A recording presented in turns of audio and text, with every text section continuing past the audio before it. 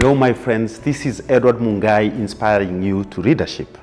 Now today I want to focus on one of the 9 domain areas, and this is obviously out of public demand.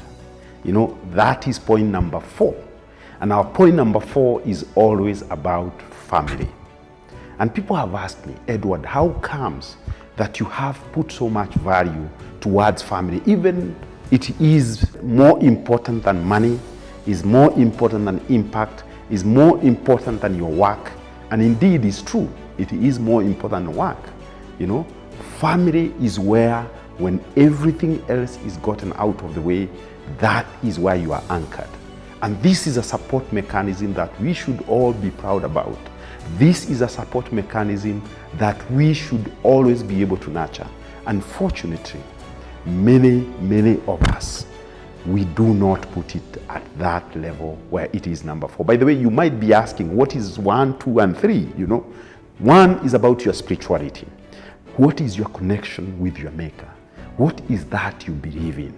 And how does it drive your life? The second point is about your physical health, because indeed, if you lose it, you have lost everything. And number 3 is about your inner health. That's the kind of energy do you radiate. Are you always positive, or are you one of those people who are always gloomy? And then number 4 becomes your family. And you'll be able to see that these are the 3 components that we talked about, which is spirituality, is about physical health, and is about inner health, all contribute to make better the rest of the things that we talk about in the 9 domain areas to become even better. So my urge to you is that let's be able to build this support mechanism called family. And family here means it could be about your wife. How is your marriage, How is that relationship? And remember, this is a lifetime relationship. So it must be built on respect. It must be built on love. It must also be built on caring for one another.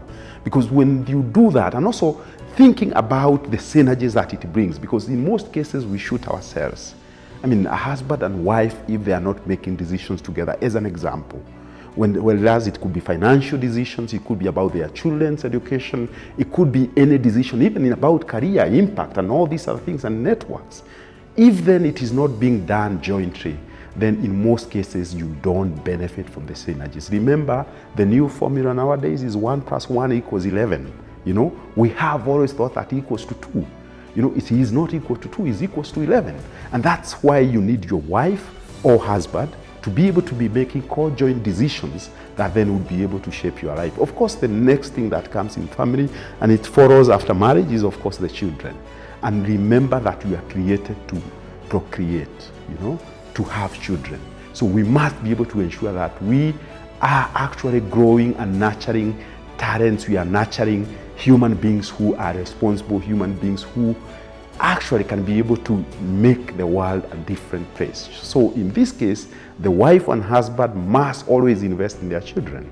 And that investment could be about their education, it could be about the behavior, it could also about the things that they do, And remember, our kids really copy from us. So if you have a thriving relationship with your wife, clearly it is also going to be translated to your children.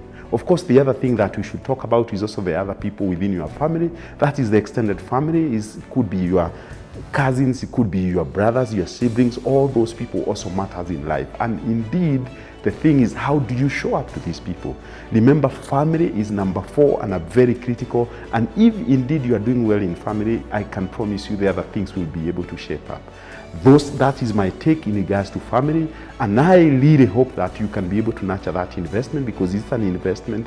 We put a lot of energy into it, and it really deserves that energy, because as I said, this is one of your best support mechanisms. When everything else is not working, you can go back to the family and they can be there for you.